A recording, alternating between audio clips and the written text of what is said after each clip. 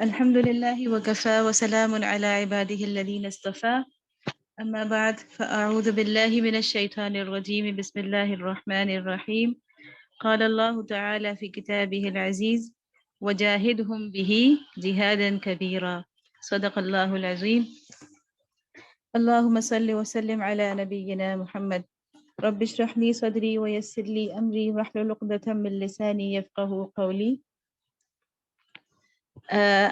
آپ سب بہنوں کو السلام علیکم ورحمۃ اللہ وبرکاتہ۔ سب سے پہلے تو میں بہت زیادہ شکر گزار ہوں سعودی عرب جماعت کی کہ آپ لوگوں نے مجھے دعوت دی اور موقع دیا کہ میں آپ سے مخاطب ہو سکوں اور ہم ایک ہی جگہ بیٹھ کر تو قرآن کے حوالے سے بات کر سکیں۔ اس فورم پر آنے کے لیے، بلانے کے لیے، یہاں پر بات کرنے کا موقع دینے کے لیے میں آپ کی شکر گزار ہوں اور اللہ تعالیٰ سے دعا کر رہی ہوں کہ اللہ تعالیٰ ہمیں بہترین بات کہنے کی، بہترین انداز سے کہنے کی توفیق عطا فرمائے اللہ، اور ہمیں نیتوں کا اور عمل کا اخلاص عطا فرمائے، اور اس مجلس کو بھی ہمارے لیے خیر و سعادت کا اور تعلیم و تعلم کا ذریعہ بنائے۔ تو آئیے ہم اپنے موضوع کی طرف آتے ہیں۔ آپ کے سامنے موضوع تو آ چکا ہے کہ درس قرآن کی تیاری کیسے، تو اس حوالے سے میں اپنی بات کا آغاز کرتی ہوں، اور سب سے پہلے تو جو آیات یہاں پر تلاوت کی گئیں وہ انتہائی موضوع تھیں اس موقع کی مناسبت سے۔ سورۃ حامیم السجدہ کی جن آیات کی تلاوت کی گئی وہ واقعی ایسی ہیں کہ مطلب میں سمجھتی ہوں کہ جو ہمیں پسندیدہ ترین آیات میں سے، دعوت کے حوالے سے کہنا چاہیے، جو ایسی آیات جو انسان کو زبردست قسم کی موٹیویشن جن کے اندر موجود ہے، اور ایک جذبہ، ایک نئے سرے سے جو کہنا چاہیے کہ انسان کو جذبہ مل جاتا ہے، ایک امنگ مل جاتی ہے، ایک امید اس کے اندر پیدا ہوتی ہے۔ تو یہ وہی والی آیات ہے سورۃ حامیم السجدہ کی جن کی یہاں پر تلاوت کی گئی، اور اس آیت کو سننے کے بعد میرا خیال ہے کہ دعوت کی اہمیت پر اور اس کی فضیلت پر کچھ بھی اور کہنے کی ضرورت باقی نہیں رہتی، کہ اللہ تعالیٰ فرماتے ہیں کہ وَمَنْ أَحْسَنُ قَوْلًا مِّمَّنْ دَعَا إِلَى اللَّهِ وَعَمِلَ صَالِحًا وَقَالَ إِنَّنِي مِنَ الْمُسْلِمِينَ۔ تو سب سے پہلی بات تو درس قرآن کے اندر یہ ہے کہ ہم یہ کام کر کیوں رہے ہیں۔ یقیناً ہم یہ سب کچھ دعوت اللہ کے مقصد سے کر رہے ہیں۔ تو میں یہاں پر آپ کو یہی بات کہوں گی کہ آیات کا انتخاب بہت مناسب تھا، بہت زبردست تھا، بہت شاندار تھا، اور ان آیات کے اندر وہ اصل چیز ہے جس کی وجہ سے ہم درس قرآن دیتے ہیں، یعنی درس قرآن دینے کا جو اصل مقصد، غرض، غایت ہمارے سامنے آ جاتی ہے، وہ یہ آیت ہے۔ اور یہ آیت جو ہے وہ ایک داعی کے اندر وہ اخلاص بھی پیدا کرتی ہے، اس کے اندر وہ صفات بھی پیدا کرتی ہے، وہ اخلاق بھی پیدا کرتی ہے جو ایک داعی کے لیے ضروری ہے۔ وہ میرا موضوع نہیں ہے، وہ انشاءاللہ آپ کے آئندہ جو پروگرامات ہوں گے اسی سیریز میں، وہ انشاءاللہ آپ کی مزید جو سپیکرز ہیں وہ اس پر بات کریں گی، لیکن میں صرف یہ بات کر رہی ہوں کہ درس قرآن سے پہلے ہمیں یہ دیکھنا ہے کہ ہم درس دیتے کیوں ہیں۔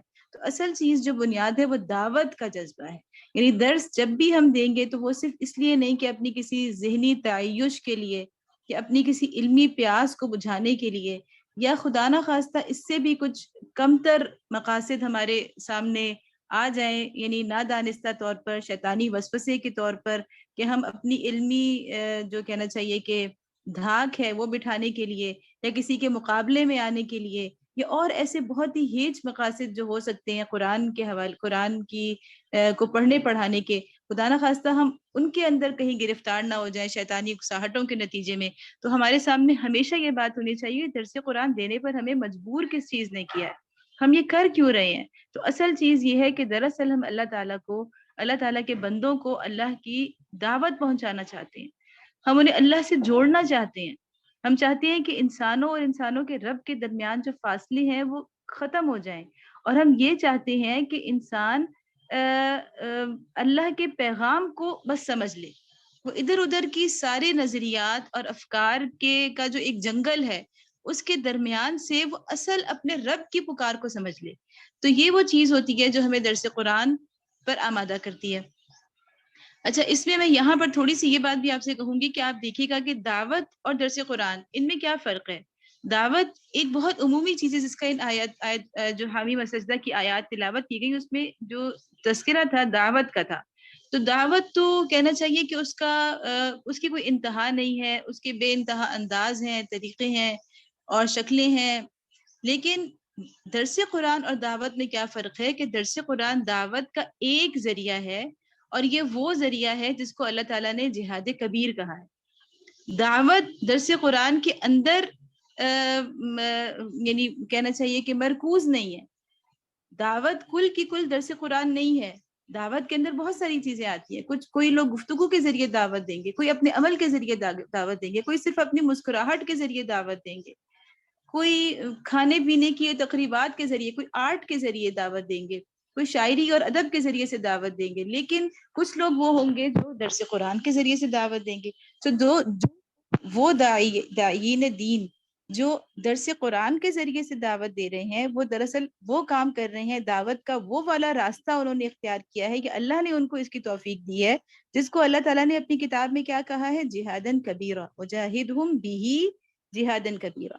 اور یہی وہ والی 2 آیات ہیں جو آپ کے سامنے میں نے سلائیڈ پر لکھی ہوئی ہیں کہ دعوت میں تو بہت سارا کچھ آتا ہے، لیکن دعوت بذریعہ قرآن کی پھر اہمیت کیا۔ ایک تو دعوت کی اہمیت ہے جو ہمیں حامی مسجدہ کی آیت سے پتہ چلی، عمومی دعوت کا ہر انداز اللہ کو پیارا ہے، لیکن خاص طور پر دعوت بذریعہ قرآن کی جو اہمیت ہے وہ ہمیں قرآن سے کیسے پتہ چلتی ہے، جیسے کہ سورۃ الانعام کی آیت ہے وَأُوحِیَ إِلَيَّ هَذَا الْقُرْآنُ لِأُنذِرَكُم بِهِ وَمَن بَلَغَ، کہ اللہ تعالیٰ فرما رہے ہیں کہ نبی صلی اللہ علیہ وسلم کہ آپ یعنی نبی صلی اللہ علیہ وسلم کی زبان سے بتا رہے ہیں کہ میرے اوپر یہ وحی کی گئی ہے، یہ قرآن وحی کیا گیا ہے تاکہ میں اس کے ذریعے سے انذار کروں، یعنی اس کو ذریعہ بناؤں دعوت کے اس پہلے مرحلے کا جس کو انذار کہا جاتا ہے۔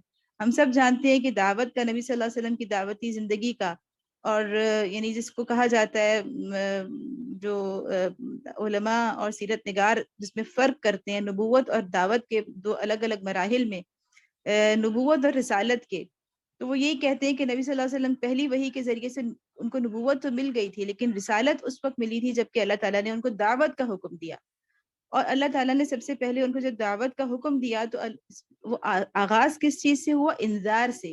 سورۃ المدثر کی وہ آیات ہیں جو ہمیں بتاتی ہیں کہ رسالت کا آغاز کس چیز سے ہوا ہے، انذار سے ہوا ہے، قم فانذر وربک فکبر۔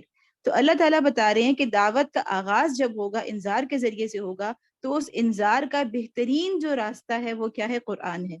وَأُوحِیَ إِلَيَّ هَذَا الْقُرْآنُ لِأُنذِرَكُم بِهِ، تو قرآن وہ ذریعہ ہے جو کہ براہ راست دعوت کے میدان میں قدم رکھنے سے، یعنی پہلے مرحلے سے لے کر، ہم اس کو اگر اس وقت یہ ٹاپک ہمارا نہیں ہے لیکن میں نے آپ کو صرف اشارہ کیا ہے کہ دعوت کے پہلے مرحلے انذار سے لے کے اس کے آخری مرحلے کو اگر آپ اقامت دین کہیں، اس تک قرآن کس طرح ہمارے ساتھ رہتا ہے، اور قرآن کے ذریعے ہی دعوت دینا جو ہے، اللہ تعالیٰ نے اگلی آیت میں اس کو وجاہدہم بہ جہادن کبیرہ کہہ کے اس کی فضیلت بیان کر دی کہ دعوت کے ہر مرحلے میں قرآن کے ذریعے دعوت جو ہے وہ جہاد کبیر ہے، سب سے افضل جہاد ہے۔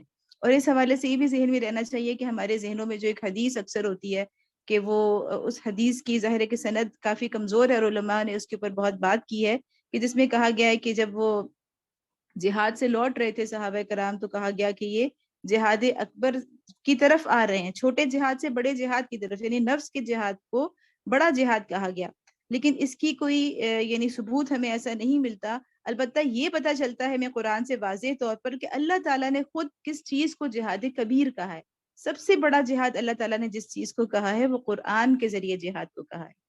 تو قرآن کے ذریعے جہاد جو ہے وہ جہاد کبیر ہے، اس میں کوئی شک نہیں، اس لیے کہ یہ اللہ کے الفاظ ہیں، اللہ کا کلام ہے، اور قرآن کے ذریعے جو جہاد کبیر ہوگا اس کے اندر جب آغاز ہوگا تو اس میں صرف بات دعوت و تبلیغ اور صرف درس قرآن تک نہیں رہے گی۔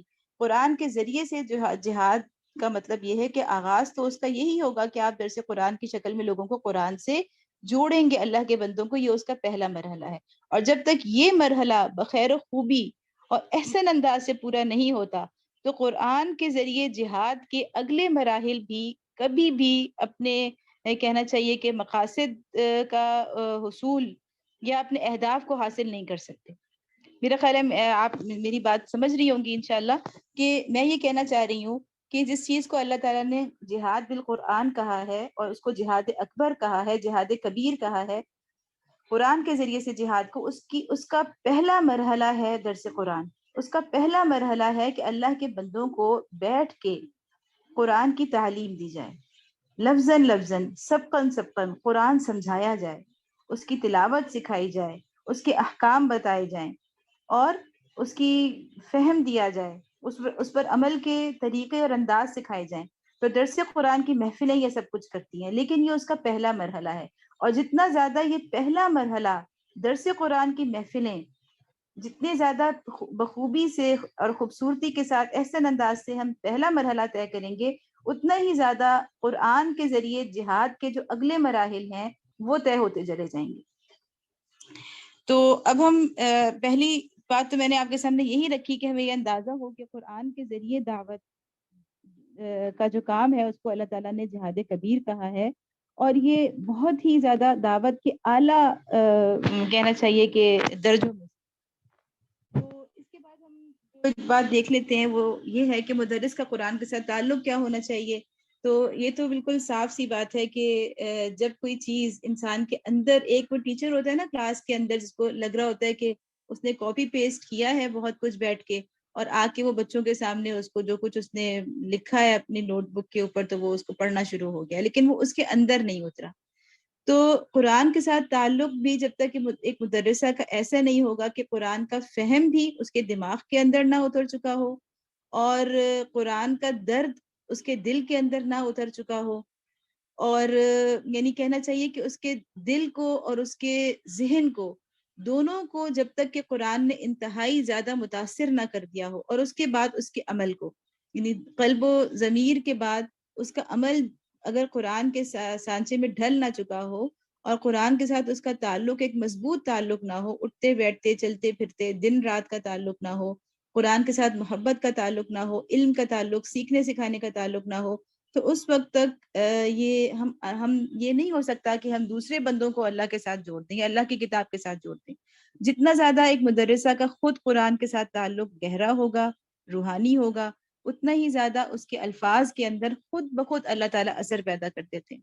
خود بخود اسے پتہ بھی نہیں چلتا کہ میں نے تو کوئی تیاری بھی نہیں کی، میرے پاس تو زیادہ علم بھی نہیں ہے، لیکن قرآن کے ساتھ میں مخلص ہوں، قرآن نے مجھے جو سکھا دیا میں نے وہ سیکھ لیا، قرآن نے مجھے جس رستے پہ ڈال دیا میں اس رستے پہ چل پڑی، قرآن نے جو تقاضے میرے سامنے رکھ دیے میں نے وہ پورے کرنے شروع کر دیے، اپنی سی میں نے کوشش کر دی، میرے اندر اخلاص ہے، میرے اندر قرآن کو مستقل سیکھنے اور سکھانے کا جذبہ ہے۔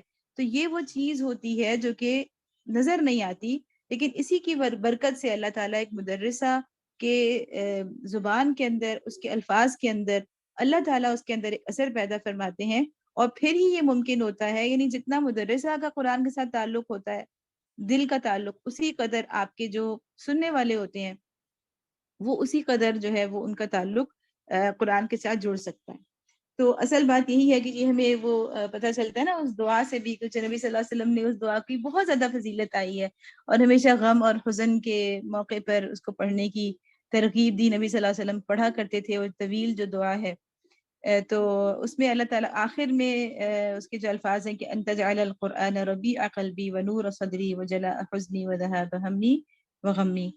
تو یہ وہ قرآن کے ساتھ تعلق کی ایک کہنا چاہیے کہ ایک تعبیر ہے، ایک علامت ہے جو اس دعا کے اندر، اس کے الفاظ کے اندر نظر آ رہی ہے۔ تو سب سے پہلی چیز تو یہی ہے کہ ہم یہ دیکھیں کہ ہم نے خود کتنا قرآن کے ساتھ ہماری محبت ہے، کتنا اس کو سیکھنے کا شوق اور جذبہ ہے، کتنا ہمارے گھروں کے اندر اس کا ماحول ہے، اور کتنا ہماری انفرادی اور اجتماعی زندگی کے اندر قرآن کے اوپر عمل کا اہتمام ہے۔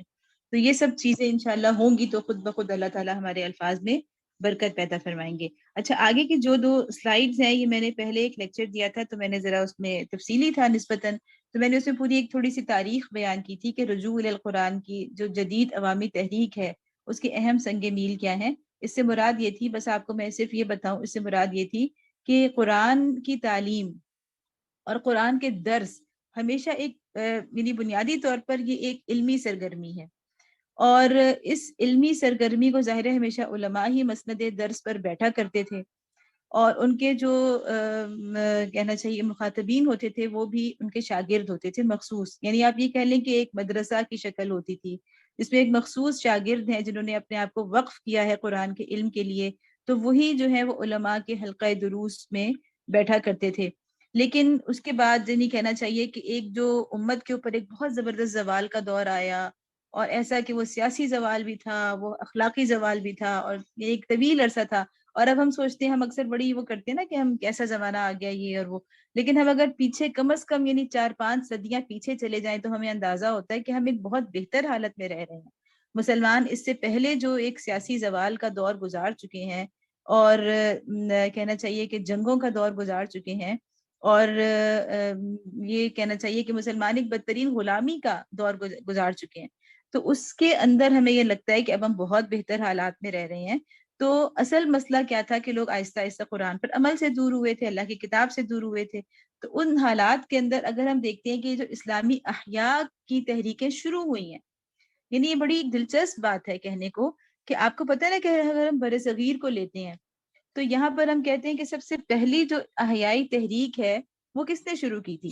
سید احمد شہید نے شروع کی تھی، انگریز کے خلاف جہاد کی۔ یعنی وہ ایک جامع تحریک تھی کافی حد تک، اس میں سیکھنا سکھانا بھی تھا، اس میں تزکیہ اور تربیت بھی تھا، اس میں تعلیم و تربیت بھی تھی، اور اس میں جہاد بھی تھا، اس میں دعوت و تبلیغ بھی تھی۔ یعنی سید احمد شہید کی جو تحریک تھی وہ ایک کافی جامع تحریک تھی، اور وہ اپنی مثال آپ تھی، اور وہ کہنا چاہیے کہ بنیاد کا پتھر تھی۔ اب ہمیں یہ پتہ چلتا ہے کہ اس تحریک کے اندر بھی جو اصل کہنا چاہیے کہ وہ شروع کہاں سے ہوئی، تو ہمیں پتہ چلتا ہے کہ وہ قرآن کی دعوت کو مسلمانوں میں ایک عوامی پذیرائی دینے کے رجحان سے شروع ہوئی۔ یعنی ان کے جو شاہ ولی اللہ دہلوی جو تھے، جنہیں کہنا چاہیے کہ اس صدی یعنی پوری امت مسلمہ کی تاریخ کے اندر ایک بہت بڑے مجدد اور ایک بہت بڑے اسکالر کی حیثیت حاصل ہے، جنہوں نے دین کے اندر اپنا ایک بہت زبردست علمی اعتبار سے بھی اور عملی اعتبار سے بھی ان کا بہت بڑا کنٹریبیوشن ہے۔ تو شاہ ولی اللہ کا سب سے بڑا کارنامہ یہی تھا کہ انہوں نے یہ ایک نئی تحریک پیدا کی تھی کہ قرآن کو صرف مخصوص طبقے تک، جسے ہم طبقہ علماء یا پھر ان کے شاگرد، وہاں تک محدود نہیں رکھنا، بلکہ قرآن کو کی ہم نے ایک عوامی تحریک پیدا کرنی ہے۔ تو اسی وجہ سے انہوں نے پہلی مرتبہ قرآن کا ترجمہ کیا تھا، اور یہ شاہ ولی اللہ ہی کے پوتے تھے، شاہ اسماعیل شہید، جنہوں نے سید احمد شہید کے ہاتھ پہ بیعت کی۔ تو یہ جو تحریک تھی اس کے پیچھے دراصل شاہ ولی اللہ ہی اس کا ایک نقش چھوڑ کر گئے تھے، جس کے اوپر انہوں نے پھر ان کے پوتے نے اور ان کے فرزندوں نے اس کو آگے بڑھایا، اور وہ اس کو سیاسی اور ایک جہادی رخ بھی اس کو دیا۔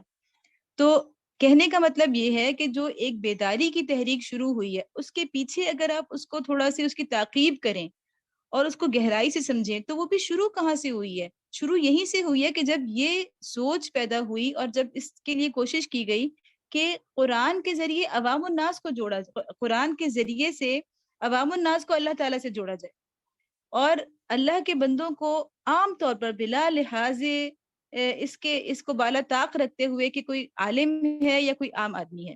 تو اس سے پہلے ایسا کوئی تصور موجود نہیں تھا۔ آج تو ہمارے لیے یہ باتیں بڑی ہمیں مشکل نہیں لگتی نا، ہمیں لگتا ہے کہ عام سی بات ہے، ہر جگہ حلقہ درس ہو رہے ہیں، یوٹیوب کھولو تو اتنے سارے مدرسین ہیں، لیکن یہ سب کچھ اس وقت نہیں تھا۔ تو قرآن کی جو صرف ناظرہ کی حد تک لوگ پڑھا کرتے تھے، اور جن کو عربی آتی تھی تو وہ اس کو سمجھ لیتے تھے، لیکن فہم قرآن اور درس قرآن کو ایک عوامی انداز دینا، اس کی بنیاد ایک طرح سے آپ کہہ سکتے ہیں کہ شاہ ولی اللہ نے رکھی۔ تو اسی کی وجہ سے پھر ہم کہہ سکتے ہیں کہ ہندوستان کے اندر یا برصغیر کے اندر جو احیائی تحریک شروع ہوئی ہے، اور اسی تحریک سے پھر باقی خطوں کے مسلمانوں نے بھی یعنی ایک طرح سے سبق حاصل کیا ہے، اس کو اپنے لیے مثال بنایا ہے۔ تو اس کی بنیاد بھی ساری کی ساری قرآن کے اوپر ہی ہے۔ تو یہ ایک بہت زبردست تاریخ ہے جس کا ہمیں مطالعہ کرنا چاہیے۔ اس کو میں یہاں پر اس کی ڈیٹیل میں نہیں جا رہی، اور فہم قرآن کی اسی طرح سے جس طرح سے ایک لیول پر رجوع القرآن کی تحریک تھی، تو اسی طرح سے ایک طرف دوسری طرف انٹلیکچوئل لیول پر بھی فہم قرآن کی بھی ایک نئی تحریک کا آغاز ہو رہا تھا، قرآن کو ایک نئے انداز سے سمجھنے کا، اس میں غور و فکر کرنے کا۔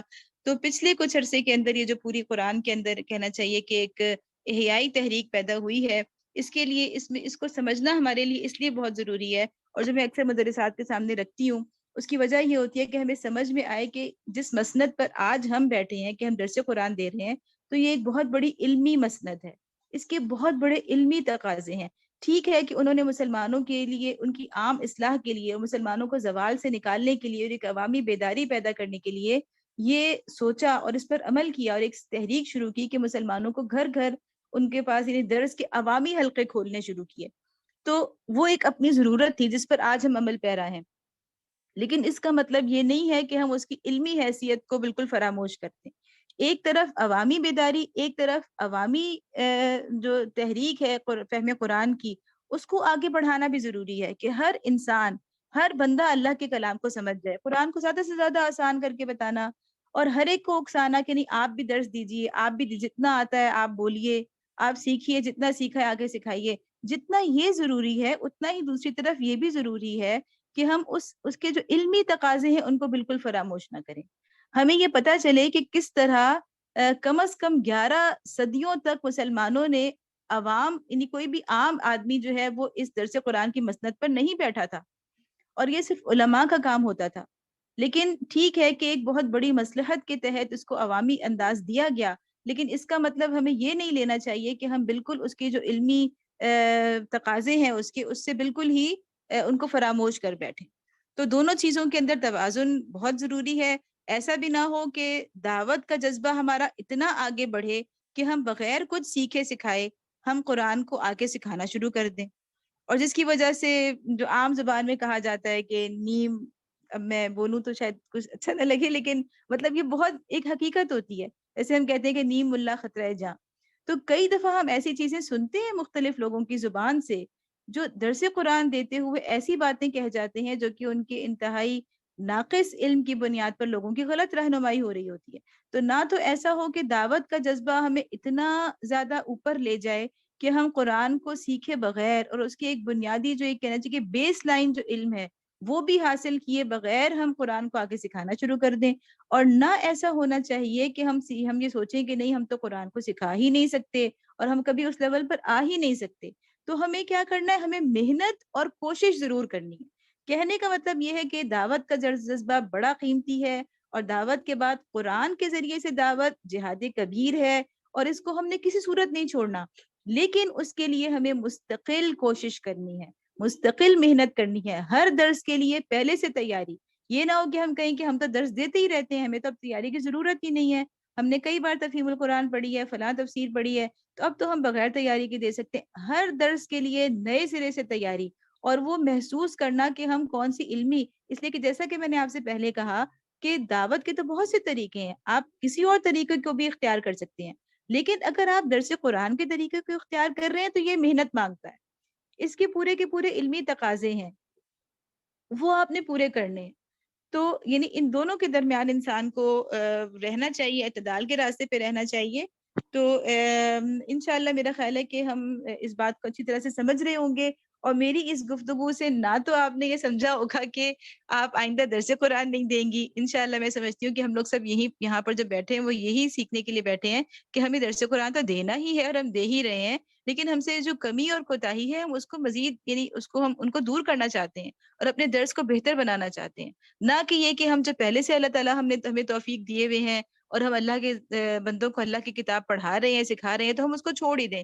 ایسا کبھی نہیں ہوگا انشاءاللہ، لیکن ہم اس کے تقاضوں کو سمجھیں گے تاکہ ہماری جواب دہی آسان ہو جائے۔ تو آئیے اب ہم باقاعدہ اپنے ٹاپک کے اوپر آ جاتے ہیں کہ درس قرآن سے پہلے فہم قرآن۔ میں آپ کو اب یہ سمجھانے جا رہی ہوں کہ درس قرآن کیسے تیار کرنا ہے، ٹھیک ہے؟ تو اب جب بھی ہم درس قرآن تیاری کرنے کے لیے بیٹھتے ہیں نا، تو فرض کریں آپ کے سامنے جو بھی صورت ہے، صورت کا کوئی حصہ ہے، کوئی رکوع، کچھ آیات ہے، تو سب سے پہلے آپ نے یہ نہیں سوچنا کہ میں درس قرآن تیار کرنے جا رہا ہوں۔ اگر آپ اس سوچ سے بیٹھیں گی نا کہ میں درس کی تیاری کر رہی ہوں، تو آپ کا سٹائل بالکل کچھ اور ہوگا۔ اور اگر آپ یہ سوچ لے کے بیٹھیں گی کہ میں ان آیات کو اپنے آپ کو سمجھانے بیٹھی ہوں، یعنی میں ان کو خود سمجھنے کے لیے بیٹھی ہوں، میں ان کو خود سمجھنا چاہتی ہوں، ان کا فہم حاصل کرنا چاہتی ہوں، آپ کا انداز بالکل کچھ اور میرا آپ ہوگا۔ کی آواز بالکل بند ہو گئی ہے یا بہت کم آ رہی ہے؟ اچھا، اب کیوں صاف ہے، ایسا ہوا؟ اب صاف ہے، اب صاف ہے۔ اچھا، شاید میں نے ہاتھ ایسے اس کے اوپر رکھا، اسپیکر کے اوپر۔ ٹھیک اچھا، ٹھیک، جزاک اللہ۔ تو اچھا یہ والی ہماری سلائڈ تھی، جی۔ تو میں یہ کہنا چاہ رہی تھی کہ درس قرآن کے لیے جب آپ تیاری کرنے بیٹھتی ہیں نا، تو آپ نے اگر یہ سوچ کے آپ بیٹھے نا کہ میں درس قرآن کی تیاری کرنے جا رہی ہوں، یعنی میں نے دوسروں کو بتانا ہے، ٹھیک ہے، تو آپ کی تیاری کا انداز بالکل مختلف ہوگا۔ اور اگر آپ یہ سوچ کے بیٹھیں گی کہ نہیں میں تو خود سمجھنے کے لیے بیٹھ رہی ہوں، مجھے تو خود سمجھنا ہے، تو آپ کی تیاری کا انداز بالکل مختلف ہوگا، ٹھیک ہے. تو ہم جب بھی کسی چیز پہ درس دینے بیٹھیں تو ہم یہ سوچیں کہ میں تو اپنے آپ کو سمجھانے بیٹھی ہوں, دوسروں کو سمجھانے کی بات تو بعد میں آئے گی. تو ہماری تیاری کا انداز بالکل ڈفرینٹ ہو جاتا ہے. مثلاً یہ کہ جیسے اگر آپ یوں بیٹھتے ہیں نا کہ ہاں میں نے درس کی تیاری کرنی ہے, دوسروں کو بتانا ہے, تو فٹافٹ ہم کاپی پیسٹ 2-3 تفسیریں کھولی, ٹک لگائے, ہائی لائٹ کیا, پیج فولڈ کیے, اور جناب جلدی جلدی ہم نے جو ہے نا وہ کچھ مواد اکٹھا کر لیا تاکہ ہمارے پاس بولنے کے لیے کچھ ہو. ٹھیک ہے, تو یہ ہوتا ہے درس قرآن کی تیاری. لیکن میں یہ سمجھتی ہوں کہ درس قرآن کی تیاری شروع کہاں سے ہوتی ہے؟ فہم قرآن سے ہوتی ہے. آپ کبھی یہ نہ سوچیں کہ آپ درس تیار کرنے بیٹھی ہیں, آپ یہ سوچیں کہ میں سمجھنے بیٹھی ہوں. دوسری طرف اگر آپ فہم قرآن کی نیت سے بیٹھیں گی نا, آپ کا انداز بالکل مختلف ہوگا.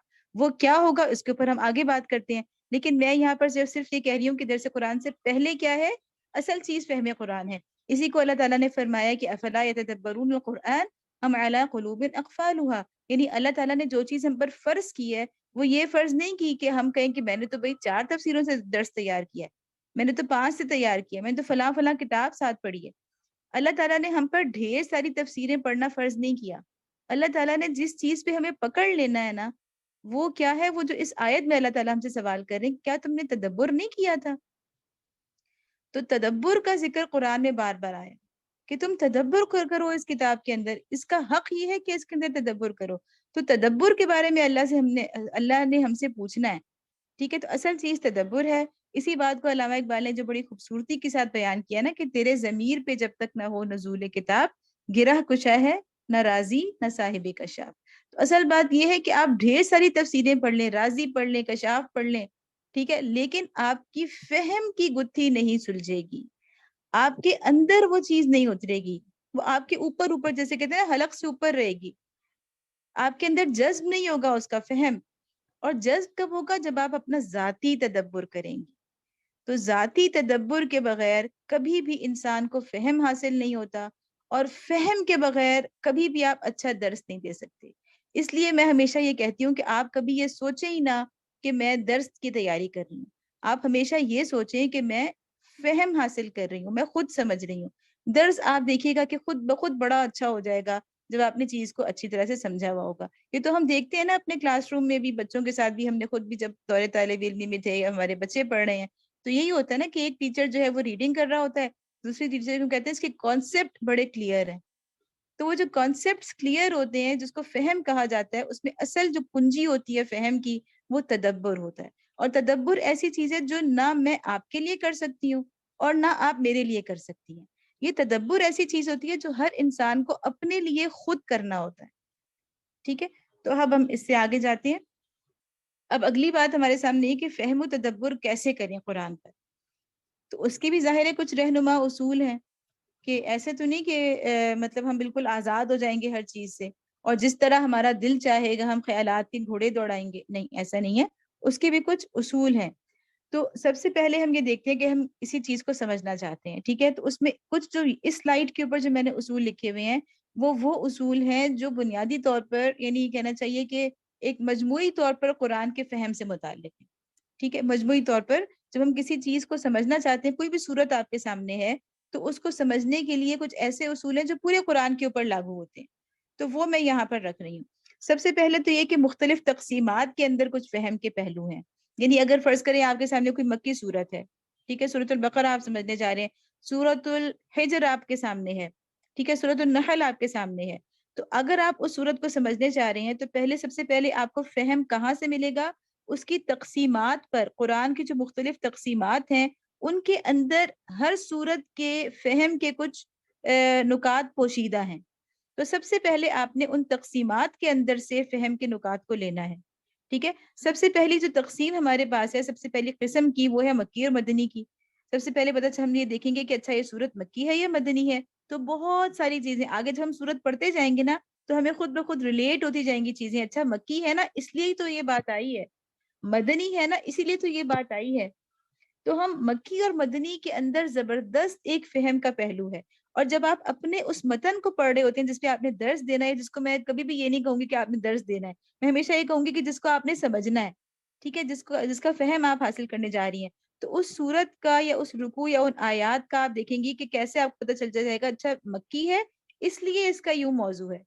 تو یہ ایک بہت بڑا ہے. مکی مدنی میں کیا کیا باتیں ہیں ان کی تو ظاہر ڈیٹیل میں یہاں نہیں جا رہی, وہ آپ سب کو معلوم ہے, لیکن یہاں صرف یہ بتا رہی ہوں کہ مکی اور مدنی کی تقسیم کے اندر فہم کے پہلو ہیں.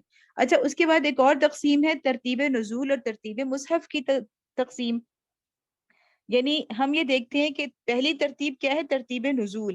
ہم دیکھتے ہیں کہ اچھا یہ سورت کب نازل ہوئی ہے, یعنی اس میں شان نزول آپ کہہ لیں یا یہ کہہ لیں کہ کون سے موقع پر, یعنی ایک تو شان نزول ہوتا ہے, دوسرا ہے کہ کون سا دور تھا تاریخ کا, یعنی وہ 23 سالہ جو دور جس میں قرآن نازل ہو رہا تھا, نبی صلی اللہ علیہ وسلم کی اس تحریک کا, نبوت اور رسالت کے اس مشن کی ادائیگی کا جو 23 سالہ عرصہ تھا, اس کے اندر ہم یہ دیکھتے ہیں کہ یہ کس دور کی صورت ہے, بیک گراؤنڈ میں کیا چل رہا ہے, کیا سین چل رہا ہے بیک گراؤنڈ میں.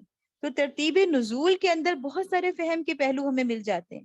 اگر ہمیں بیک گراؤنڈ کا ہی پتہ نہ ہو تو ہم اس کو صحیح کانٹیکسٹ میں سمجھ ہی نہیں سکتے. اچھا, بیک گراؤنڈ کا علم ایک طرح سے آپ اس کو ترتیب نزول بھی کہہ سکتے ہیں, دوسرے الفاظ میں آپ اس کو سیرت کا علم بھی کہہ سکتے ہیں, کہ جب تک اس پوری 23 سالہ دور کی سیرت جو ہے, نبی صلی اللہ علیہ وسلم کی سیرت ایک پوری تاریخ کا ایک حصہ ہے, تو اس کا جب تک ہمیں بہت اچھی طرح سے ہمارا علم نہیں ہوتا تو اس وقت تک ہم قرآن کے اس حصے کو اس کے اصل جگہ پہ رکھ کے نہیں سمجھ پاتے. تو ترتیب نزول ایک ہو گئی. دوسری ہے ترتیب مصحف, کہ ترتیب نزول تو کچھ اور ہے, مصحف کی ترتیب کچھ اور ہے.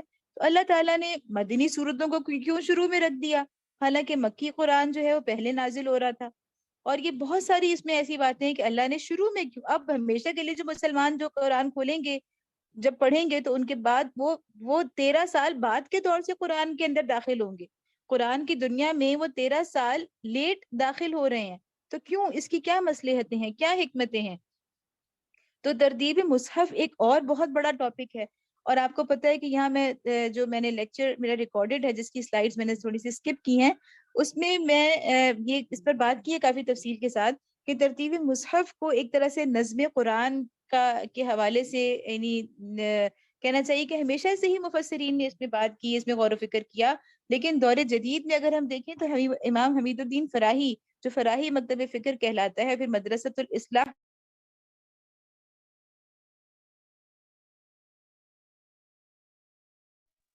اس کے اندر ہم دیکھتے ہیں کہ میری آواز آ رہی ہے, اصل میں کال آ گئی تھی بیچ میں. جی اب آپ کی آواز آ رہی ہے. اچھا جی, تو اس میں انہوں نے بہت زیادہ, امام حمید الدین فراہی نے اور پھر مدرسۃ الاصلاح جو انہوں نے قائم کیا, اور اس کو پھر امین احسن اصلاحی صاحب نے اسی کے اوپر اسی انداز پر,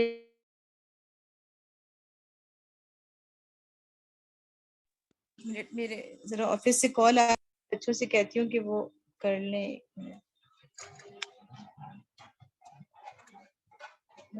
ابو کال کر رہے ہیں, میٹنگ میں, آپ ابو کو کال کرو, پوچھو کیا بات.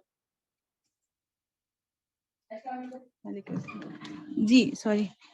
تو مدرسۃ الاصلاح کے اندر جو انہوں نے, امام حمید الدین فراہی نے جو بڑا کام کیا ہے وہ نظم قرآن پر کیا ہے. میرا خیال ہے آپ میں سے بہت سو نے اس کو پڑھا بھی ہوگا. وہ اپنی مکمل تفسیر تو نہیں لکھ سکے تھے, لیکن پھر امین احسن اصلاحی صاحب نے انہی کے کہنا چاہیے کہ اسلوب پر تدبر قرآن لکھی. لیکن حمید الدین فراہی صاحب کا جو اصل ایک بہت بڑا کارنامہ تھا, انہوں نے نظم پر بہت زیادہ کام کیا, اور قرآن مصحفی ترتیب ہے اس کے اوپر بہت زیادہ انہوں نے کہنا چاہیے کہ روشنی ڈالی ہے, اس میں سے بڑے فہم کے پہلو نکالے ہیں. اور اکثر ہم ڈاکٹر اسرار کی بھی درس سن رہے ہوتے ہیں, نعمان علی خان کی بھی کسی حد تک, تو اس کو ہم دیکھتے ہیں کہ وہاں انہوں نے بھی اس کو بڑا کوٹ کیا ہے, جو انہوں نے جس طرح سے 7 منزلیں ہیں قرآن کی اس کے حساب سے, تو اس کی طرح سے تلاوت کے حساب سے, اسی طرح انہوں نے 7 منزلیں یا 7 گروپس ایک بنائے ہیں اس کے فہم کے حساب سے بھی. تو یہ سارا ایک بہت بڑا خوبصورت کام ہے جو کہ ترتیب مصحف کے میں فہم کے پہلوؤں کے اعتبار سے کیا گیا ہے, اس کو بھی ہمیں دیکھنا چاہیے. اچھا, دوسرا جو نقطہ ہمارے سامنے, یعنی پہلا نقطہ ہمارے پاس کیا تھا, فہم, ہم کہاں سے فہم لیں گے, مختلف تقسیمات کے اندر جو فہم ہے وہ ہم لیں گے. دوسرا نقطہ جو ہمارے پاس ہے وہ یہ کہ ہر سورہ ایک مکمل اکائی ہے. ہر سورہ جو ہے وہ ایک پورا کمپلیٹ یونٹ ہے، ایک پوری ایک مکمل خطبہ ہے.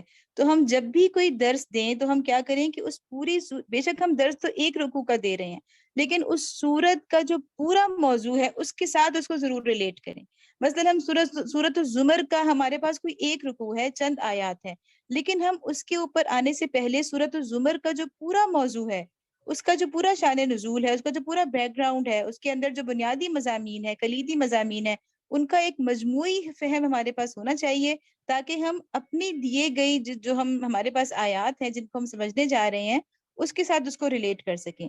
تو پوری سورت کا جو ایک مرکزی مضمون ہوتا ہے اس کا بڑا گہرا تعلق ہوتا ہے فہم کے نکات کے ساتھ. اچھا، تیسرا ہمارے پاس جو فہم کے حوالے سے آتی ہے چیز، وہ قرآن کا انداز ہوتا ہے، جو کہ تصنیفی نہیں بلکہ تقریری ہے. مولانا مودودی نے اپنے جو انہوں نے مقدمہ لکھا ہے تفہیم القرآن کا، اس میں بڑے خوبصورت نکات ہیں نا، میرا خیال ہے آپ نے پڑھا ہوگا، یہ بار بار پڑھنے کی چیز ہے. تو اس میں وہ کہتے ہیں کہ قرآن کا انداز تصنیفی نہیں ہے بلکہ تقریری ہے. اچھا، اس سے کیا فرق پڑتا ہے کہ تصنیفی ہو یا تقریری ہو؟ اس سے فرق یہ پڑتا ہے کہ کتاب تو کی مصنف کسی بند کمرے میں بیٹھ کے لکھتا ہے، تو کتاب بند کمرے میں بیٹھ کے لکھی جاتی ہے، اور کتاب جو ہوتی ہے وہ بعد میں آنے والے جب پڑھ رہے ہوتے ہیں تو وہ مقرر یا مصنف جو ہوتا ہے وہ ان کے سامنے نہیں ہوتا. جبکہ تقریر میں یہ ہوتا ہے کہ سامعین آپ کے سامنے ہوتے ہیں اور آپ ان کے ذہن کو اور ان کے دل کو اپنے ساتھ لے کے جا رہے ہوتے ہیں. تو قرآن ہے ایک کتاب، لیکن اس کا جو انداز ہے وہ تقریری ہے. یہ ایسا ہے کہ یہ ہمیشہ زندہ رہتا ہے. مطلب آپ یہ سمجھیں کہ ہر انسان اور ہر پڑھنے والا ہر دور میں اس کو اپنے ساتھ ریلیٹ کر سکتا ہے. تو یہ وہ چیز ہے جو کہ ہمیں بھی قرآن کو پڑھاتے ہوئے سامنے رکھنا چاہیے، کہ ہم اسے کسی جامد کتاب کی طرح نہ پڑھائیں، بلکہ جس طرح اللہ تعالیٰ نے اس کے اندر ایک کہنا چاہیے کہ انداز اختیار کیا. مخاطبین بار بار بدلتے رہتے ہیں اور ان کو مخاطب کر کے بات کی جاتی ہے. تو اسی طرح ہم جب درس قرآن دے رہے ہوں تو ہم اس بات کا خیال رکھیں کہ کون مخاطبین ہے، اور قرآن ہمیشہ ہمارے سننے والوں کے لیے ایک بالکل تر و تازہ ایسی کتاب ہوگا جیسے ابھی ابھی وہ ان سے خطاب کر رہی. ٹھیک ہے، تو قرآن کا جو خطاب کا انداز ہے اس کو درس قرآن کے اندر پوری طرح سے اس کو کہنا چاہیے قائم رکھنا اور اس کو اپنے ساتھ رکھنا بڑا ضروری ہے. اچھا، اس کے بعد اگلی چیز ہے کہ قرآن کے مقاصد نزول اور بنیادی مضامین پر فوکس کیا جائے. دو چیزیں بڑی امپورٹنٹ ہیں، قرآن کے مقاصد نزول کیا تھے اور قرآن کے بنیادی مضامین کیا تھے. اچھا، اس پر ایسا نہیں ہے کہ ہمیشہ سے علماء نے اس پر بات نہیں کی ہے، لیکن یہاں پر میں آپ کو بتاؤں گی کہ شاہ ولی اللہ کا جو کنٹریبیوشن ہے نا وہ بہت زیادہ آؤٹ سٹینڈنگ ہے، جس کو پوری دنیا کے علماء اور اس کو جو ہے ایکنالج کرتے ہیں، اور پوری دنیا کے اندر مدارس سے لے کر عوام تک میں جو ان کی کتابوں کی پذیرائی ہے وہ ہمارے سامنے ہے. تو شاہ ولی اللہ نے جو کام کیا وہ ایسا تھا کہ مطلب ان کی جو کتاب ہے الفوز الکبیر فی اصول التفسیر، وہ پوری دنیا کے اندر مدارس کے اندر پڑھائی جاتی ہے، یونیورسٹیز کے اندر پڑھائی جاتی ہے، تراجم اس کے ہر زبان کے اندر موجود ہیں. تو وہ ایسی کتاب ہے کہ مختصر سی ہے، لیکن اس کے اندر بڑا ایک نچوڑ دیا گیا ہے. پہلے بھی علماء نے مفسرین نے اس پر بات کی تھی، لیکن جس جامع انداز سے شاہ ولی اللہ نے کی ہے وہ ہمیں اس سے پہلے نظر نہیں آتا. اس لیے ہمیں کوشش کرنی چاہیے کہ ہم الفوز الکبیر کو تو ضرور سبقن پڑھ لیں. اچھا، وہاں شاہ ولی اللہ نے دونوں چیزیں بیان کی ہیں، مقاصد قرآن بھی بیان کی ہیں، مضامین قرآن بھی بیان کیے ہیں. مقاصد قرآن اس لیے ہمارے سامنے ہونا ضروری ہے کہ ہم جب درس دیں بتاؤ کہ ہم کس لیے درس دے رہے ہیں. ٹھیک ہے، تو ہمارے سامنے بھی قرآن کے مقاصد ہونے چاہیے. مثلاً ایک انسانی نفوس کی تہذیب، سب سے پہلی بات تو یہ ہے کہ ہم اور کچھ بھی نہیں چاہتے، ہم انسان کو اندر سے، اس کے نفس کو اندر سے تبدیل کرنا چاہتے ہیں، اس کی اصلاح کرنا چاہتے ہیں، صرف اوپر کی نہیں، ظاہر کی نہیں. اسی لیے بعض دفعہ یہ ہوتا ہے نا کہ ہم ایک دم سے ظاہری چیزوں پر آ جاتے ہیں کہ سر کیوں نہیں ڈھکا ہوا، ناخن کیوں بڑے ہوئے ہیں، یہ چیزیں، یہ بہت بات کی چیزیں. اصل چیز یہ ہے کہ انسان کے نفس کی تہذیب، اس کے اندرون کی اصلاح. تو جو ہمیں پتا ہوگا نا کہ اصل میں تو ہم نے نفس کو ٹھیک کرنا ہے اور اس کی اصلاح کرنی ہے، تو ہم ان ظاہری چیزوں کے اوپر نہیں آئیں گے یا بہت کم آئیں گے، ضرورتاً آئیں گے، پوچھنے پر آئیں گے، جواب دینے کے لیے آئیں گے، لیکن ہمارا مین فوکس یہ نہیں ہوگا. تو اصل چیز کیا ہے کہ انسان کے نفس کی تہذیب ہے. دوسری چیز کیا ہے؟ عقائد باطلہ کی تردید ہے. جو باطل عقائد ہوتے ہیں وہ کچھ تو ایسے ہیں جو ہر دور میں ایک ہی رہے ہیں، لیکن کچھ ایسے ہیں جو کہ ہر دور میں نئے آ جاتے ہیں. جیسے ہم کہہ سکتے ہیں کہ نئے جو ہیں اس میں الحاد ہے، سیکولرزم ہے، مٹیریلزم ہے، یا اس طرح بہت سی اور چیزیں ہیں، لبرلزم ہے یا فیمنزم ہے. یہ چیزیں ہم کہہ سکتے ہیں کہ اس دور کی ہیں. تو جب تک ہمیں عقائد باطلہ کا علم نہیں ہوگا تو ہم قرآن کا حق ادا نہیں کر سکتے.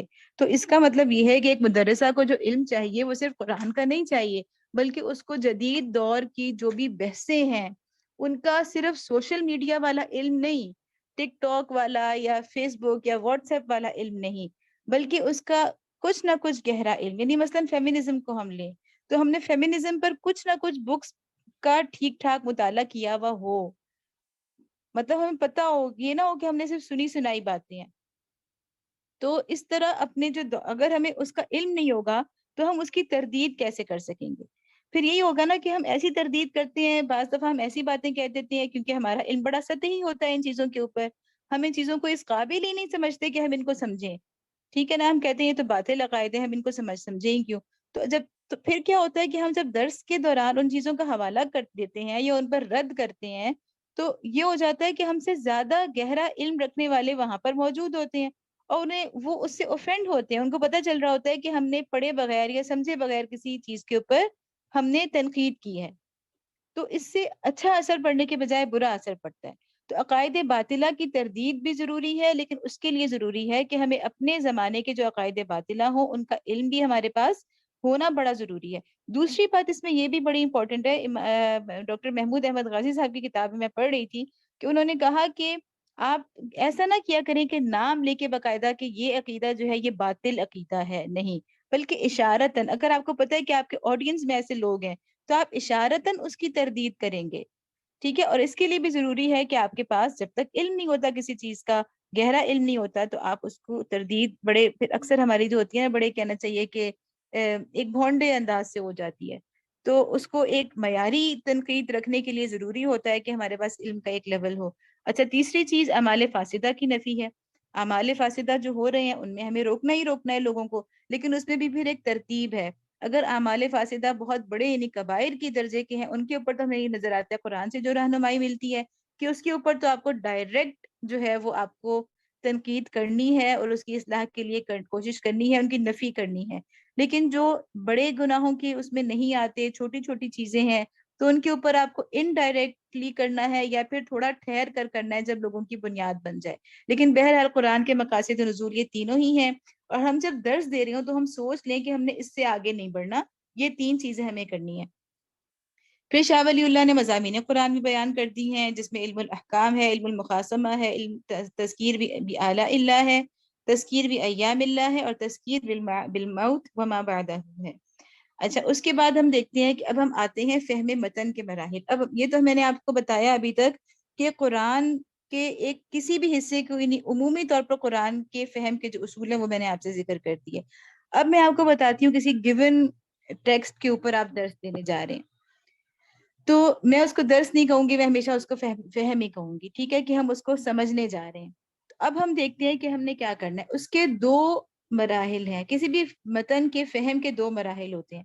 ایک مرحلہ ہوتا ہے کہ اس متن کے باہر کی جو دنیا ہے، مثلاً آپ سورۃ آل عمران کے اس رکوع پر درس دے رہی ہیں کہ یا ایھا الذین آمنوا اتقوا اللہ حق تقاتہ ولا تموتن الا وانتم مسلمون. تو اب آپ نے ڈائریکٹ اس کے اوپر نہیں آنا، بلکہ اس رکوع کو سمجھنے کے لیے آپ کو جو پوری سورۃ آل عمران ہے اس کا ایک جنرل ایک مجموعی فہم آپ کے سامنے ہونا ضروری ہے. ٹھیک ہے، تو اس چیز کو میں کہتی ہوں کہ متن کا خارج کے ساتھ ربط. متن ہمارے سامنے کیا ہے؟ سورۃ آل عمران کی وہ والی آیات میرا غالباً وہ 101 سے 110 تک بنتی ہیں نا، جو بھی بہرحال، تو وہ ہمارے پاس متن ہے. لیکن سب سے پہلے فہم کا جو پہلا مرحلہ کیا ہے کہ جو ہمارے سامنے متن ہے اس کا قرآن کے باہر، اس متن سے باہر کے ساتھ کیا تعلق اور ربط بنتا ہے. ٹھیک ہے، اس کا ربط ہم نے سمجھنا ہے. دوسرے مرحلے میں پھر ہم متن کے اندر آ جائیں گے کہ متن کے اندر کا فہم کیسے ہے. تو اس وقت میں اس سلائیڈ کے اوپر جو باتیں لکھی ہوئی ہیں وہ متن کا اس کے خارج، اس کے باہر کے قرآن کے ساتھ جو ربط ہے اس کے حوالے سے لکھی ہوئی ہیں. سب سے پہلے وہی بات آ جائے گی کہ آپ دیکھیں گے کہ یہ صورت مکی ہے یا مدنی ہے. مکی مدنی سے آپ کو فہم کے بہت سے نکات مل جائیں گے. پھر آپ دیکھیں گے کہ مکی اور مدنی ادوار میں سے مخصوص دور کا تعین، مکی اور مدنی میں بھی تو بہت مطلب جو مفسرین نے اس کو ادوار میں تقسیم کیا ہے. مدنی کو اگر آپ دیکھیں تو صلح حدیبیہ سے پہلے ایک اور ماحول ہے، حدیبیہ کے بعد ایک اور ماحول ہے، فتح مکہ کے بعد ایک اور ماحول ہے. تو ظاہر ہے اس کا تعین کہ کس دور سے تعلق رکھ رہی ہے، وہاں بیک گراؤنڈ میں کیا چیزیں چل رہی ہیں، وہ بہت زیادہ اہم ہے۔ پھر ہم یہ دیکھیں کہ یعنی یہ ساری چیزوں کا آپ کو آپ کے فہم سے تعلق ہے، آپ کو اگر اپنی دیے گئے متن کو سمجھنا ہے تو ان چیزوں کو سمجھنا آپ کے لیے بڑا ضروری ہے، اور پھر ان کو آپ درس قرآن میں بیان بھی کرتے ہیں، تبھی آپ اس ٹیکسٹ کو سمجھا سکتے ہیں۔ تیسری چیز یہ آ جاتی ہے کہ سورہ کے معنوی گروپ کا تعلق، معنوی گروپ میں نے وہ لیا ہے جو کہ حمید الدین فراہی صاحب کے لحاظ سے جو 7 انہوں نے تقسیم کی ہے نا، 7 گروپس کے اندر کے معنوی گروپس بنتے ہیں، اور ہر گروپ کے اندر مکی مدنی صورتیں۔ اگر آپ ڈاکٹر اسرار احمد کی بھی دروس سن رہی ہوں تو میرا خیال ہے اس کے اندر اس کا کافی اچھی طرح سے ہمیں ذکر مل جاتا ہے کہ کون سے گروپ کی سورہ ہے، ٹھیک ہے۔ سورہ کے زوج کا تعین کہ اس کا زوج کون سا ہے، کیونکہ ہمیں پتہ ہے قرآن میں اللہ تعالیٰ نے فرمایا ہے کہ ہم نے کیسی کتاب جو نازل کی ہے وہ جوڑوں کی شکل میں نازل کی ہے۔ اللہ نزل احسن الحدیث کتابا متشابہا مثانی، تو اس کا ہر سورہ کا زوج ہے، البقرہ اور آل عمران زوج ہیں۔ تو اس طرح کیا ہوتا ہے کہ ہم جیسے ہے نا کہ چیزیں اپنی ازداد سے پہچانی جاتی ہیں، چیزیں اندھیرا نہ ہوتا تو ہم روشنی کو نہیں پہچان سکتے تھے، اس طرح ہر سورت کا جو زوج ہوتا ہے وہ ہمیں اس سورت کے مضامین کو سمجھنے میں بڑی مدد دیتا ہے۔ تو اس کے زوج کو سمجھیے تو آپ کو یہ والی صورت بڑی اچھی طرح سے مزید سمجھ میں آنی شروع ہو جائے گی۔ اسی طرح سورہ کے مرکزی مضمون اور ذیلی مضامین کا تعین، آپ دیکھیں کہ اس سورہ کا جس سورہ کی آیات ہیں جن کو میں سمجھنے جا رہی ہوں، تو اس سورہ کا پوری سورہ کا مرکزی مضمون کیا ہے، اور پھر اس کے بعد اس کے ذیلی مضامین کیا ہیں، تاکہ میں سمجھ سکوں کہ یہ جو میرے پاس اس وقت جو آیات ہیں کہ اس کے کون سے ذیلی مضمون کے اندر آ رہی ہیں۔ مثلاً سورت کا ایک بڑا مضمون ہے، مرکزی مضمون، اس کے بعد اس کے 4 ذیلی مضامین ہیں، تو میں جن آیات کا درس دے رہی ہوں وہ اس میں سے کون سے ذیلی مضمون کے اندر آ رہا ہے۔ اس کے بعد آخری جو اس کی اندر چیز آ جاتی ہے وہ سورہ کے کلیدی الفاظ۔ ہر سورہ کے اندر کچھ کی ورڈز ہیں جو ہمیں غور و فکر سے ملتے ہیں، اور ضروری نہیں کہ ہم ایک دفعہ جن کو پا لیں تو ہمیں لگے کہ بس یہی ہے۔ ہر دفعہ انسان جب غور و فکر کرتا ہے تو اس کے اوپر کچھ نئے جو فہم کے دروازے ہیں وہ کھلتے ہیں۔ جیسا کہ چشتی صاحب نے بھی بہت سارے الفاظ کا ذکر کیا ہے اپنی کتاب جو ان کی ہے نظم کیا ہے قرآن کا نظم جلی، خلیل الرحمن چشتی صاحب کی، اس میں بہت زیادہ انہوں نے الفاظ کا ذکر کیا ہے۔ اسی طرح ہم جب پڑھتے ہیں تو بہت زیادہ سورۃ بنی اسرائیل کے اندر استفزاز کا لفظ، یعنی ایسے کی ورڈز ہیں کہ جو ایسے الفاظ ہیں بعض صورتوں کے اندر کہ جو اس صورت میں ہی صرف آئے ہیں اور کسی صورت میں نہیں آئے، یا پھر ایسے الفاظ ہیں جو بڑے ایک معنوی لحاظ سے ان کی ریپیٹیشن ہوئی ہے، شروع میں آئے ہیں، آخر میں آئے ہیں، درمیان میں آئے ہیں۔ تو اس طرح ہر صورت کے کچھ کی ورڈز ہیں۔ اب وہ کی ورڈز جب آپ ان کو آئیڈینٹیفائی کر لیتے ہیں تو پھر آپ کو اپنے گیون ٹیکسٹ کے ساتھ اس کا ربط ڈھونڈنے میں بڑے فہم کے نکات ملتے ہیں۔ اچھا اس سورہ کے کی ورڈز یہ ہیں تو میری ان آیات کے ساتھ ان کا کیا تعلق بن رہا ہے۔ تو یہ ہو گیا سارا فہم قرآن متن کا خارج کے ساتھ ربط، ٹھیک ہے، جو آپ کو ٹیکسٹ دیا گیا ہے اس کا باہر والے قرآن سے کیا ربط ہے۔ اس کے بعد ہم دیکھتے ہیں دوسرا مرحلہ کیا ہے فہم قرآن کا، کہ اب متن کے اندر اتر جائیں، ٹھیک ہے، اندر اتر جائیں گے۔ جب اندر اتریں گے نا پھر کیا کریں گے، اب جب فرض کریں کہ میں نے وہی سورۃ آل عمران کی اپنی آیات کی طرف میں آ گئی، باہر والے حصے کو میں نے قرآن کے باہر کے حصے کو سمجھ لیا، اب میں آئی یا ایھا الذین آمنوا اتقوا اللہ حق تقاتہ سے لے کے آگے تک، ٹھیک ہے۔ تو میں اب جب متن کے اندر اتروں گی نا تو میں کیا کروں گی، سب سے پہلے میں یہ کروں گی کہ میں نے جو متن مجھے دیا گیا ہے اس کو میں کئی بار پڑھوں، ٹھیک ہے، یعنی آپ یہ سمجھ لیں کہ کم از کم 8-10 بار میں اس کی تلاوت کروں، ڈوب کر اندر تک نہ اتر کر اس کی تلاوت کرتی جاؤں۔ اچھا یہاں تک پڑھوں کہ مجھے اس کے الفاظ اور مضامین ذہن نشین ہو جائیں، پتہ چل جائے کہ اچھا اس میں یہ بات ہو رہی ہے، ہر دفعہ ایک نئے انداز سے ڈوب کر سوچ سمجھ کر غور و فکر کے ساتھ تدبر کے ساتھ اس کے متن کو پڑھتے جائیں۔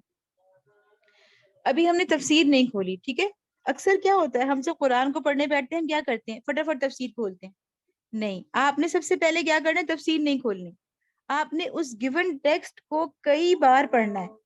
اس کے بعد نمبر 2 آپ نے کیا کرنا ہے کہ مرکزی مضمون کا تعین، آپ کو خود بخود لگے گا کہ اس کا مطلب اگر آپ کو ترجمہ آتا ہے پھر تو آپ کو کوئی ضرورت نہیں ہوگی کہ آپ ترجمہ کھولیں، لیکن اگر آپ کو ترجمہ نہیں آتا تو پھر آپ کو بامر مجبوری متن پڑھنے کے بعد ترجمہ بھی پڑھنا پڑے گا۔ لیکن میں آپ کو ریکمینڈ یہ کروں گی کہ مدرسہ کو تو میرا خیال ہے ظاہر ہے آپ لوگ ماشاءاللہ سب سعودی عرب میں رہنے والی ہیں بہنیں، آپ سب کو تو عربی بہت اچھی آتی ہوگی، تو آپ لوگ کا مطلب یہ کہ کم از کم مدرسہ کا یہ لیول ہونا چاہیے کہ وہ بغیر ترجمے کے قرآن کو سمجھے، مطلب یہ کم از کم لیول ہے کہ اس کو جیسے وہ یوسف قرضاوی صاحب نے اپنی کتاب میں لکھا نا کہ ترجمے کی مدد سے قرآن کو پڑھنے والا ایسا ہے جیسے بیساکھیوں پہ چلنے والا انسان. تو ایک بیساکھی پہ چلنے والا اور اپنی ٹانگوں پہ چلنے والا برابر نہیں ہو سکتے. تو جو فرد درس دے رہا ہے اس کا تو بنیادی طور پر کم از کم یہ لیول ہونا چاہیے کہ اسے ترجمے کی ضرورت نہ ہو، ورنہ آپ کے فہم میں ایک حجاب آتا ہے. جو ترجمہ ہوتا ہے نا وہ ہمارے فہم میں قرآن اور ہمارے درمیان ایک پردہ حائل کر دیتا ہے، ایک حجاب بن کے آ جاتا ہے. تو ہم متن کو پڑھیں، اللہ نہ کرے کہ ہمیں ترجمے کی ضرورت پڑے، لیکن چلیں اگر آپ کو پڑھ رہی ہے تو اسے آپ جب تک اوور کم نہیں کرتے تو آپ ترجمہ اٹھائیے، ٹھیک ہے، اس کو بار بار پڑھیے.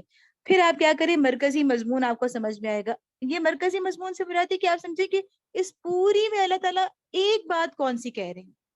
آپ خود سے سوچیں، آپ خود سے سوچیں کہ اس پورے میں اللہ تعالیٰ اصل بات کیا کر رہے ہیں. اصل بات تو کوئی ایک ہوتی ہے نا، باقی باتیں اسی کی تفصیل ہوتی ہیں.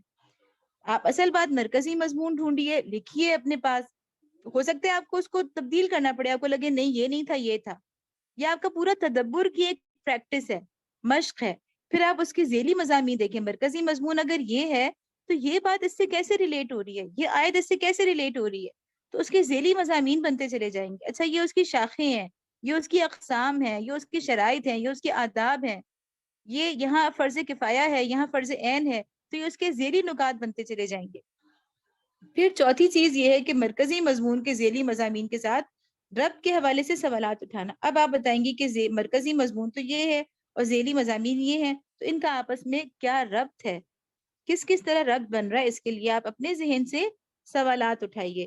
پھر مضامین کے اعتبار سے آیات کی تقسیم کیجیے. اب آپ نے ذیلی مضامین بنا لیے نا، اب آپ کہیں یہاں سے یہاں تک یہ مضمون ہے، یہاں سے یہاں تک یہ مضمون ہے، اس کی آپ ایک تقسیم بنا لیں آیات کی. پھر آپ اہم الفاظ کی تشریح کے ذریعے سے آیا. اب آپ نے کیا کرنا ہے، یہ بیسک آپ کا ایک سٹرکچر بن گیا، ٹھیک ہے، مرکزی مضمون، ذیلی مضامین، یہاں سے یہاں تک. اب آپ نے اس کی تشریح میں جانا ہے. جب آپ تشریح میں اتریں گے نا تو آپ نے کیسے اترنا ہے، آپ نے لفظ کو پکڑ کے آگے بڑھنا ہے. ہر لفظ کو لیتے جائیں تو تشریح خود بخود ہوتی چلی جائے گی. عام طور پر ہمارے ہاں، مجھے نہیں پتا آپ کے ہاں، تو مجھے پوری امید ہے کہ بہت اچھی پریکٹس ہوتی ہوگی، لیکن پاکستان میں ہم دیکھیں تو اکثر کیا ہوتا ہے کہ ہم ایک دفعہ شروع میں درس کے شروع میں آیات پڑھ لیتے ہیں، ترجمہ پڑھ لیتے ہیں، اس کے بعد پوری ایک اپنی گفتگو ہوتی ہے. تو یہ بالکل درس قرآن میں سمجھتی ہوں کہ اس کو ہمیں نہیں کہہ سکتے، اسے ایک عام گفتگو ہم کہہ سکتے ہیں. درس وہ ہوتا ہے جب آپ جس کو خلیل الرحمن چشتی صاحب کے الفاظ میں آپ لفظ کی انگلی پکڑ کر چلتے ہیں. مثلاً وجاہدو وجاہدو، ٹھیک ہے، اس کو آپ نے لے لیا، اس کی تشریح کر لی. جہاد سے کیا مراد ہے، جمع کا صیغہ کیوں آیا ہے، فی اللہ سے کیا مراد ہے، اللہ کے راستے میں سے کیا مراد ہے، حق جہادی سے کیا مراد ہے. تو آپ جب لفظ لفظ کو لیں گی نا، قرآن کے متن کے ساتھ ساتھ چلیں گی تو خود بخود تشریح ہوگی. تو آپ نے تشریح کیسے کرنی ہے، الفاظ، اہم الفاظ کے لحاظ سے تشریح کرنی ہے. اچھا اس میں درمیان میں کچھ ایسے الفاظ آ جائیں گے جو بڑے اہم ہوتے ہیں، جو قرآن کی خاص اصطلاحات ہوتی ہیں. تو وہاں پر آپ کیا کریں گے کہ اہم الفاظ جو آپ کے پاس آ جائیں گے کہ یہ وہ چیز ہے سالڈ جس کی تشریح کے ذریعے سے پورے مضمون کی تشریح ہو رہی ہے، اس لفظ کو آپ ہائی لائٹ کر لیں گی اور اس لفظ کو آپ دیکھیں گی مفردات القرآن میں، جو امام راغب اصفہانی کی بڑی زبردست کتاب ہے 5ویں صدی ہجری کی، جس کا ترجمہ اردو میں 2 جلدوں کے اندر ہر جگہ اویلیبل ہوتا ہے، ہر مدرسہ کے پاس ہونی چاہیے. اس میں آپ دیکھیں گے کہ انہوں نے قرآن کے الفاظ کو، وہ لفظ قرآن میں جتنے معنی میں آیا ہے، میرا خیال ہے آپ سب نے استعمال کی بھی ہوگی، تو آپ اہم الفاظ کے ذریعے سے تشریح کریں گے. اس کے بعد اگلی تشریح آپ آیات کی آیات کے ذریعے سے کریں گے. کچھ نہ کچھ یہ وہی چیزیں ہیں جو تفسیر، اصول تفسیر بھی ہیں نا. جب آپ درس دے رہے ہوتے ہیں تو آپ ایک علمی سرگرمی کر رہے ہوتے ہیں، کسی حد تک آپ کا کام کسی درجے میں ایک مفسر کا ہوتا ہے. تو اس لیے آپ کے لیے کچھ اصول و ضوابط ہوں گے. یہ نہیں ہوگا کہ ہم ایسی بے تکان بولے چلے جائیں. ہم آیات کی تشریح، پھر آیات، سب سے پہلے تو ہم الفاظ کے ذریعے کریں گے. اہم الفاظ ہائی لائٹ کر لیے، ان کی تشریح کیا ہے، خود بخود مضمون آپ کے اوپر کھل جائے گا. اس کے بعد آپ کیا کریں گی، اس آیت کی تشریح قرآن کی کون سی دوسری آیات سے ہوتی ہے، پھر اس آیت کی تشریح کن احادیث سے ہوتی ہے اور کن آثار صحابہ سے ہوتی ہے. اس کے بعد یہ کہ آیات کی تشریح کرتے ہوئے مرکزی اور ذیلی مضمون سے ربط قائم رکھنا. ٹھیک ہے، جب ہم آیات کی تشریح کر رہے ہوتے ہیں تو اس کا ہم نے پھر یہ نہیں بھولنا کہ ہم مرکزی مضمون کو بالکل فراموش کر دیں. ہم جب بھی آیات آگے بڑھیں گے پھر اس پیچھے ہٹیں گے. پیچھے ہٹیں گے سے مراد یہ کہ آگے بڑھیں گے، تشریح میں جائیں گے، پھر ہم اس کو جوڑیں گے مرکزی مضمون کے ساتھ. پھر ہم آگے جائیں گے، پھر ہم اس کو مرکزی مضمون، یعنی مرکزی مضمون کبھی آپ کے نگاہوں سے فراموش نہیں ہونا چاہیے. تفاسیر کے ذریعے اپنے فہم کی، اچھا اب آپ نے یہ پورا تدبر کر لیا، پوری آپ کی اپنی مشق ہے، آپ نے نوٹس لیے، آپ نے خود پڑھا، آپ نے خود پوائنٹس بنائے، ٹھیک ہے.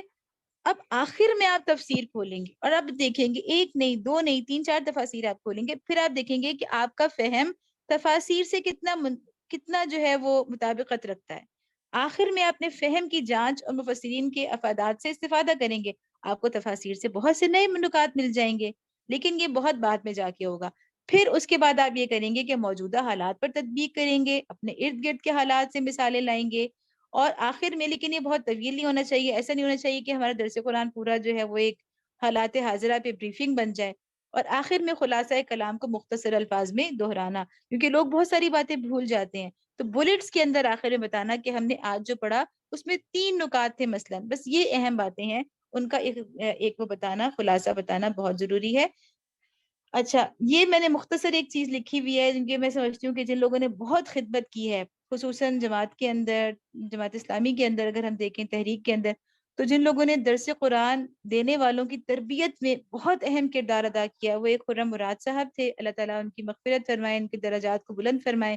اور دوسرے خلیل الرحمن چشتی صاحب ہیں، اللہ تعالیٰ ان کو صحت اور ایمان والی زندگی دیں. تو ان 2 حضرات نے بڑی محنت کی ہے. خرم مراد صاحب 10 10 دن کی ورک شاپس کراتے تھے منصورہ میں، صرف درس قرآن کی تیاری کیسے کریں.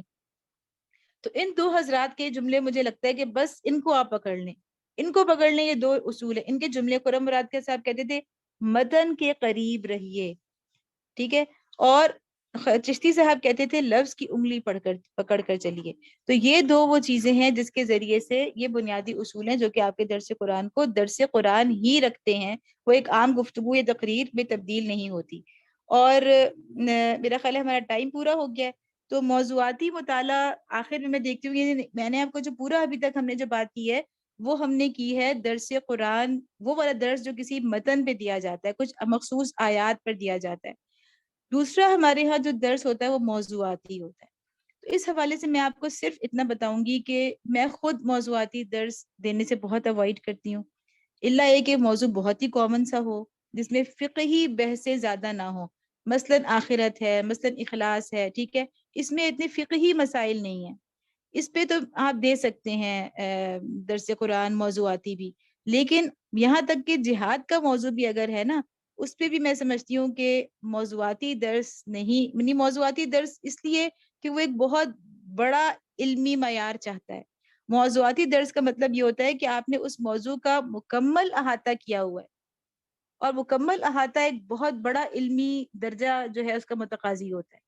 تو اس میں کس بات کا اندیشہ ہوتا ہے کہ آپ دے تو موضوعاتی درس رہے ہیں، لیکن آپ نے کیا کیا، آپ کے سامنے قرآن کا جو ٹیکسٹ ہے آپ نے فرض کرے انفرو خفافا وثقالا، یہ والا آپ نے لے لیا، اب آپ نے اسی کے اوپر پورا بیس کر دیا. وہاں تو فرض عین والی کیفیت تھی، غزوہ تبوک تھا، ہے نا. تو اب ہم نے ہر جگہ اسی کو اپلائی کرنا شروع کر دیا. ہم نے کہا کہ جو ہمارے اجتماع میں نہیں آئے گا تو وہ اس آیت کی اس میں آ رہا ہے نا، نکلو خواہ ہلکے ہوئے بوجھل. ہمیں یہ نہیں پتا کہ بھئی یہ تو ایک خاص حالات کے اندر ہے. تو موضوعاتی میں اس بات کا اندیشہ یہ ہوتا ہے کہ چونکہ اس موضوع کا ہمیں مکمل احاطہ نہیں کیا ہوا، تو ہمارے سامنے قرآن کا جو ٹیکسٹ آئے گا ہم اسی کو پورے موضوع پر پھیلا دیں گے، حالانکہ ایسے نہیں ہونا چاہیے. تو اس طرح موضوعاتی جو ہے وہ اس بات کا بڑا اندیشہ ہوتا ہے کہ وہاں موضوع کے ساتھ انصاف نہیں کر سکتے. تو اس لیے میں سمجھتی ہوں کہ ہمیں موضوعاتی درس سے حتی الامکان بچنا چاہیے، اور قرآن کے کسی ٹیکسٹ کے اوپر ہی ہمیں اپنے آپ کو فوکس کرنا چاہیے. البتہ اگر ہم موضوعاتی درس کبھی دیں اور ہمیں لگے کہ ہم اس درجے کے علم پر ہیں، تو پھر اس کے لیے کچھ اصول ہیں جو کہ میں نے یہاں پر لکھے ہوئے ہیں، اور چونکہ ٹائم ہمارے پاس زیادہ نہیں ہے تو اس لیے میں ان کی ڈیٹیل میں نہیں جا رہی. یہ انشاءاللہ سلائیڈز آپ کے ساتھ شیئر بھی ہو سکتی ہیں. اچھا، بس آخر میں آپ کو بتاؤں جو میں نے شروع جو بات کی تھی وہ یہیں سے کی تھی کہ درس قرآن کے 2 اجزاء ہیں. ایک فہم قرآن، یعنی آپ نے خود سمجھنا ہے، جس کو میں کہتی ہوں سافٹ پارٹ جو نظر نہیں آ رہا، اور دوسرا ہے پیشکش، یہ ہے وہ ڈیلیوری، پریزنٹیشن. تو اصل چیز سافٹ پارٹ ہے.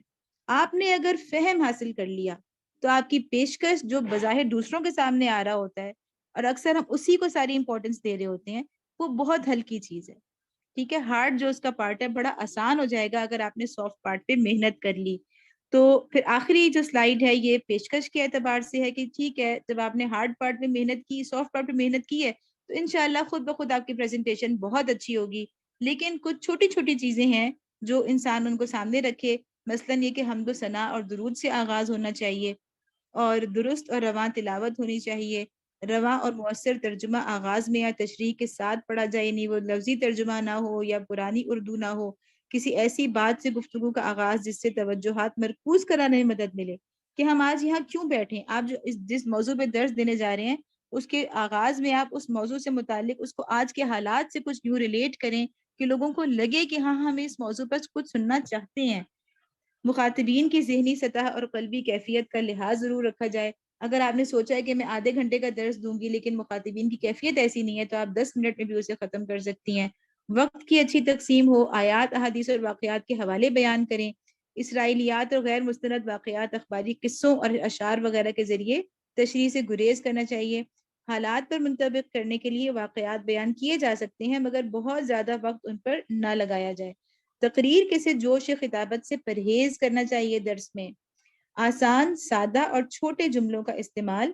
تنقید یا مناظرے کی بجائے محبت بھرا ناصحانہ انداز. خود نہ بولیں، آیات کو بولنے دیں. یہ وہی بات ہے جو میں نے آپ کو 2 جملے بتائے نا، انگلی پکڑ کر چلیں اور متن سے قریب رہیں. فقہی اور مسلکی بحثوں سے اجتناب کریں. مختصر، جامع اور مؤثر اختتام ہو. ٹھیک ہے.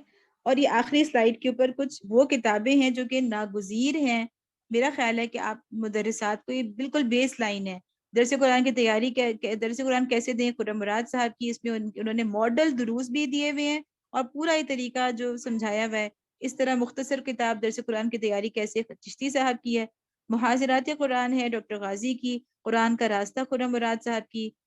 انقلابی کتاب، یہ مجھے بہت پسند ہے. اچھا یہ بڑی نا پس منظر میں جا چکی ہے کتاب، بہت پرانی کتاب ہے، اسلامک ریسرچ ادارہ معارف اسلامی کراچی کی، سید طاہر رسول قادری صاحب نے لکھی ہے. لیکن یہ یعنی علوم القرآن پر میں آپ کو یہ کہوں گی کہ علوم القرآن پر آپ کو کوئی کتاب تو ضرور پڑھنی ہے. تو اگر آپ بالکل ابتدائی نوعیت کی کتاب پڑھنا چاہ رہے ہیں تو انقلابی کتاب اور مطالعہ قرآن سے پہلے، یہ مختصر کتابیں ہیں علوم القرآن پر. لیکن ان میں سے بھی انقلابی کتاب جو ہے نا وہ بڑی ایک کہنا چاہیے کہ ایسی ہے جو ہمارے اندر ایک جوش اور جذبہ پیدا کرتی ہے. اگر آپ تفصیل میں جا رہے ہیں علوم القرآن کی تو پھر بہترین مولانا گوہر رحمان صاحب کی 2 جلدوں میں علوم القرآن ہے. اسی طرح کچھ ایسی کتابیں ہیں جن میں درس قرآن کے موضوعات دیے گئے ہیں، مثلا قرآن کا راستہ میں بھی دیے گئے ہیں، انقلابی کتاب میں بھی دیے گئے ہیں، 52 دروس قرآن میں بھی دیے گئے ہیں. اور باقی 2 اہم کتابیں معجم آپ کے پاس ہونی چاہیے، لیکن اب چونکہ انٹرنیٹ کا دور ہے اور مثلا اسلام 360 لوگ یوز کرتے ہیں، ای قرآن لائبریری یوز کرتے ہیں، تو اتنی ضرورت نہیں رہی ہے. لیکن معجم اگر آپ کے پاس ہو تو آپ کو فائدہ ہوتا ہے کہ کوئی ورڈ قرآن میں جو آیا ہے کہ کہاں کہاں آیا ہے وہ آپ اسے ڈھونڈ لیتے ہیں. لیکن مفردات القرآن کی کاپی تو ہر مدرسہ کے پاس ہونی بہت ضروری ہے. تو یہ چند گزارشات تھیں. اللہ تعالی ہمیں عمل کی توفیق عطا فرمائے. وما علینا الا البلاغ المبین.